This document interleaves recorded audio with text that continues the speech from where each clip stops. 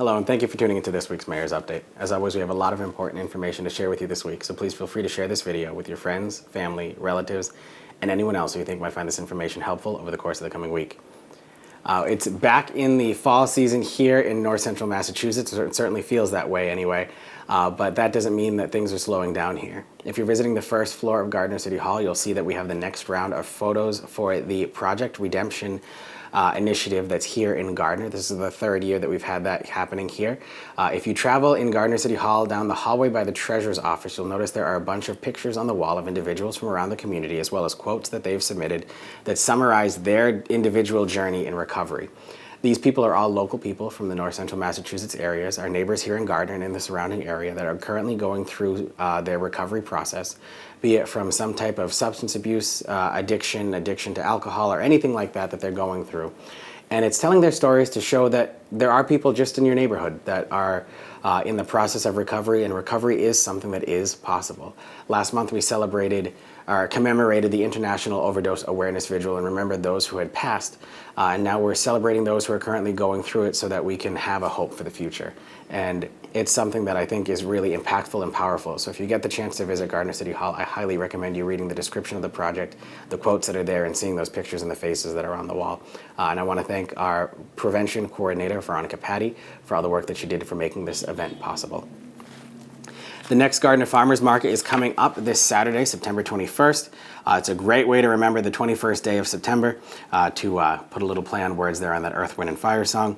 It'll feature some amazing music while you shop. We're going to have obscure notation, provide music for the market. It brings a perfect vibe to your Saturday afternoon. Whether you're browsing for fresh produce, or enjoying a treat, or the live music, it'll make the event that much more special. So again, that takes place Saturday, September 21st from 9:30 in the morning to 1 p.m. in the afternoon at the Waterford Street Community Center, as it is now officially designated at 62 Waterford Street here in Gardner.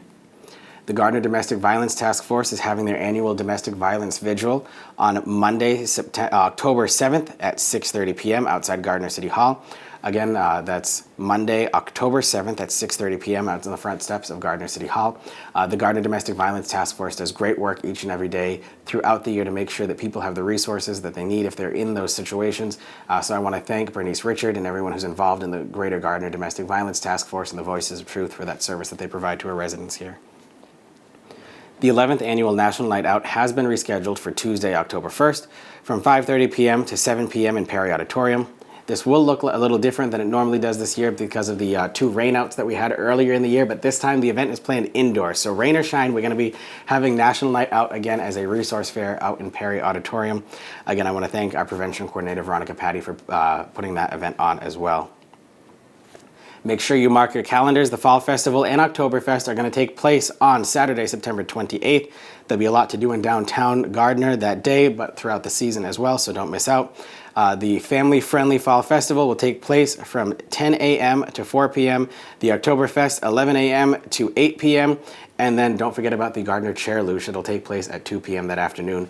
The Gardner Ale House and the Gardner Festival Committee have also added a 5K run for a beer in there. That takes off, I believe, at 10 a.m. in front of the Gardner Ale House, but you can find more information on how to register for that at the Moon Hill Brewing Facebook page and website, and at the Gardner Festival Committee's Facebook page and website.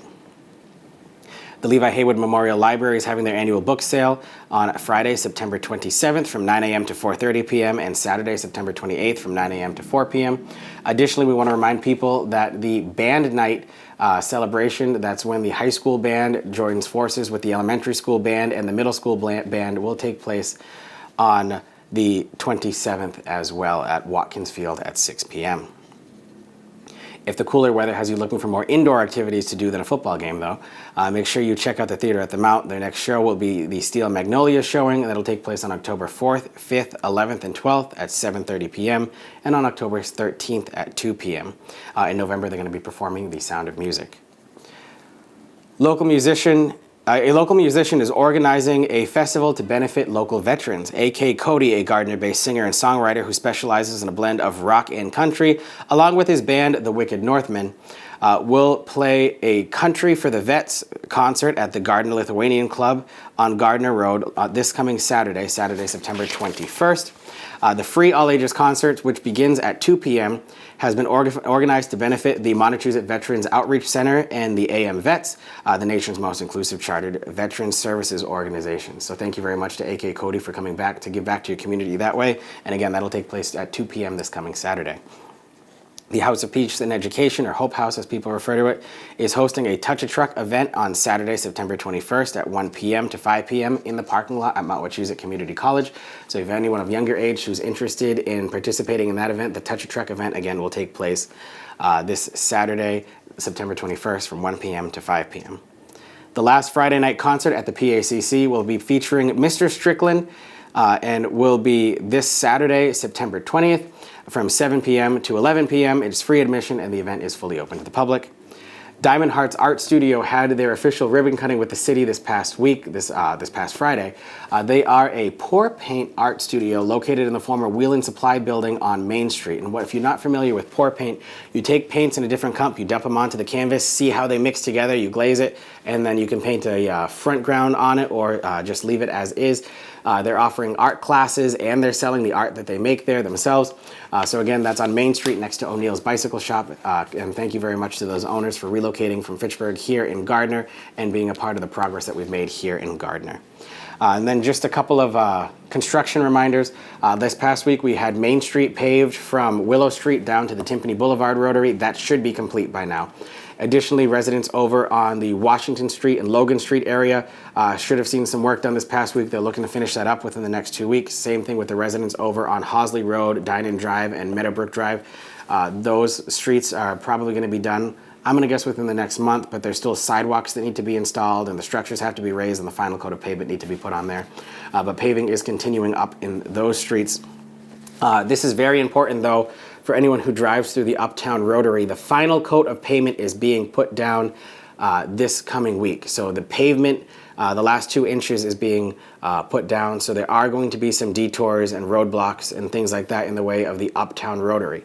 So if you're driving through to get to Mount Wachusett Community College, any of the 4 Gardner Public Schools, either on Pearl Street, Catherine Street, or Elm Street, or you're getting to the hospital or anything else where you're driving through the Uptown Rotary, make sure you're giving yourself some extra time that's there. This should be the last week that we have any work being done at the Uptown Rotary, and this should be the final, cap that we put on the project, and it'll be done after that. But that final coat of pavement is set to start this coming Monday and go however long they need to go depending on the weather to finish the job of putting the last coats of pavement on.